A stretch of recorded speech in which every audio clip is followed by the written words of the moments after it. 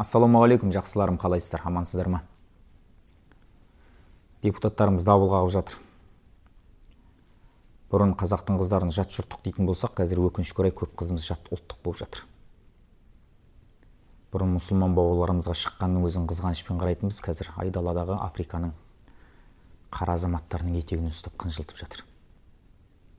Неге бұлай болып кетті? Осыған бір әңгімені айтайық. WhatsApp желісінде Ұлжан Әшірбекқызының "Төркінсіз келін" деген бір керемет әңгіме жүр. Рас, шынымен керемет әңгіме, ғибрат алатын оқиғасы. Айтуға тұрарлық әңгіме. Оңтүстікте халқына байлығы мен пайдасы тиген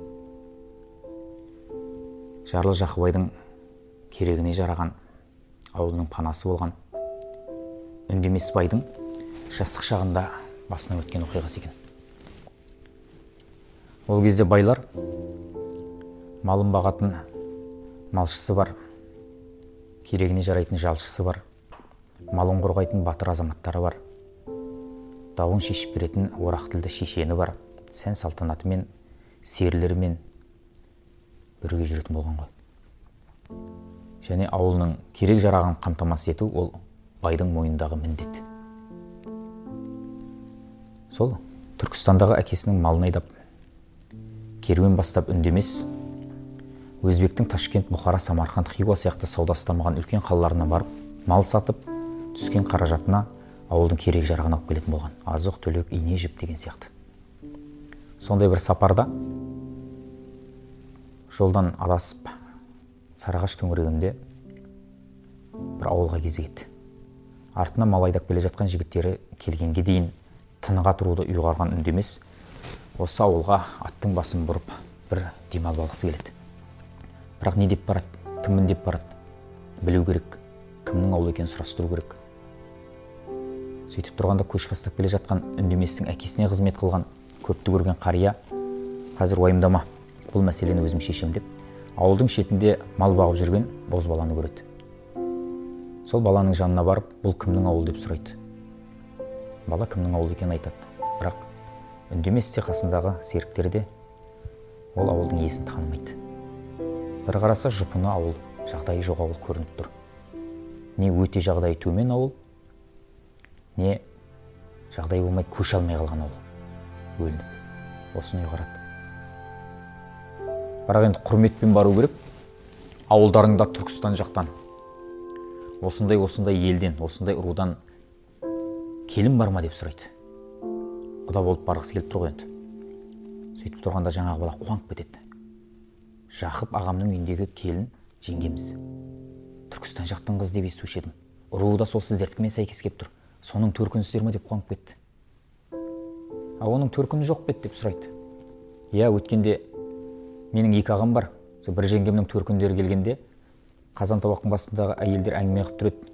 Ай, бай ұқсай, 10 жыл болды ғой төркіні келмеді деп аяп тұрады. Соны құлағым шалып қалды дейді. Үндемес, сен әйелдердің әңгімесін тыңдап жүрсің бе? Жоқ, тыңдайын деп тыңдаған жоқпын.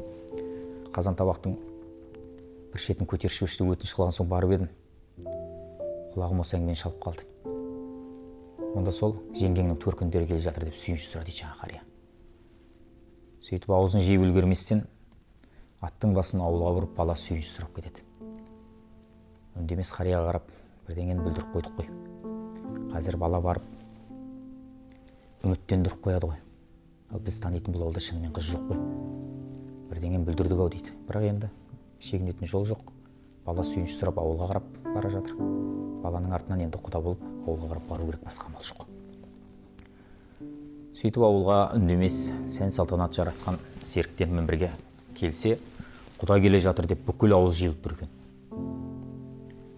Төркіні келе жатыр деген естіген соң жаңағы келін де шығып тұр екен. Енді жасы үлкен болған соң қария түсіп, жаңа күтіп тұрған келіннің маңдайынан иіскеп, әкелік ағалық қамқорлығын жасап арқасынан қағады. Одан кейін Үндеместе маңдайынан иіскейді. Сөйтіп, қонақ күте білген қазақ қой. Жағдайы болмаса да табағынан бұрын қабағын көрсететін қазақ.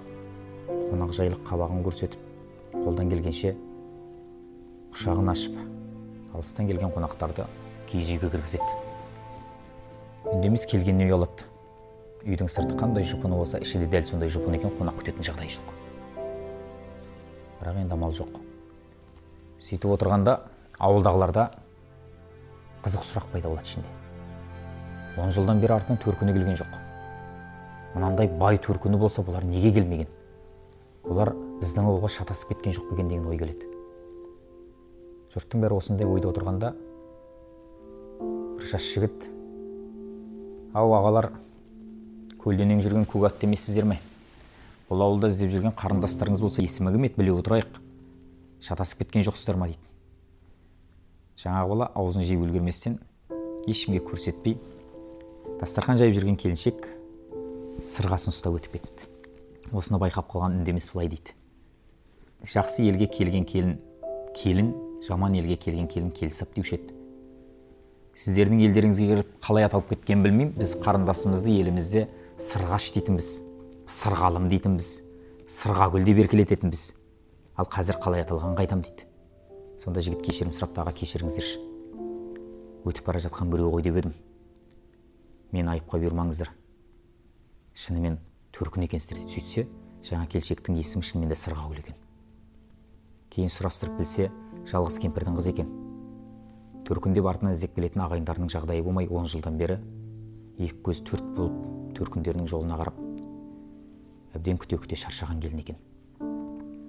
Осының барлығын білген Үндемес керуенінің басы еді. Күйеу бала да бала шағасының қамын ойлап басқа ауылға кеткен екен. "Мен қайтар жолда соғармын. Оған дейін бала шағаңа азық қыла тұр. Мынау боталы түйемді босағанға байладым" деп бір боталы түйесін қалдырып кетеді. Ташкентке, Самарқанға, Бұхараға әрі қарай Хиуаға барып малын сатып, елдің керек жарағын алып, қайтар жолда сырғалымның сыбағасы деп азық-түлік керек жарағын тастап кетіп, және құдаларға өтініш қылып кетіпті. Күйеу баланы қарындасымен бірге, бала шағасымен бірге төркіндеріне жіберіңіздер, төркін сыбағасын алып кетсін деп. Келесі жылы Сырғагүл Үндеместің ауылына келеді. Қарындасын белдеп ел жұрт жинап той береді, ұлан асыр. Төркін сыбағасын береді. Содан бері Үндемес Сырғагүлді қарындас қылады, Сырғагүл Үндеместі аға қылады. Керуен жіберсе, міндетті түрде Сарыағашқа атының басын бұрғызады екен, қарындасымның сыбағасын беріп кетіңдер деп. Сырғагүл де ағамның керуені ғой, төркінінің керуені ғой деп үнемі құшақ жая қарсы алады екен. Осылай жылап жүрген ұруласының, жылап жүрген жерлесінің көз жасын сүртейін деп, осылай өтірікке барып, Сырғагүлдің ағасы болып, төркіні болып қамқорлығын көрсеткен екен. Қазір осы Үндеместің істеген істей алмай жүрміз. Өзіміздің жақынымыз болмаса, жылап жүрген қазақтың қызын жұбатқымыз келмейді.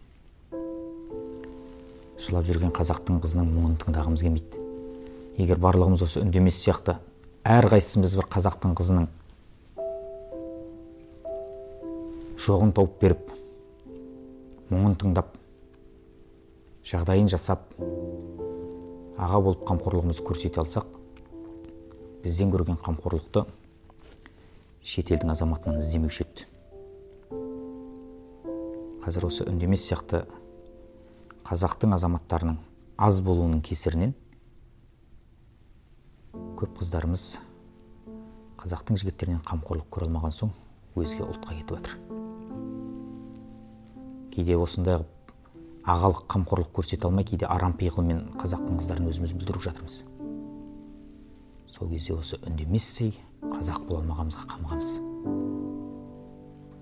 Алла осындай бабаларымыздан өмір жолынан ғибрат алуды баршамызға нәсіп етсін. Қазақтың қыздары жыламасын. Қазақтың азаматтары елді, жерді, тілді, дінді ойлайтын нағыз қазақ болсын. Тілеуіміз сол. Алла тілеуімізді берсін.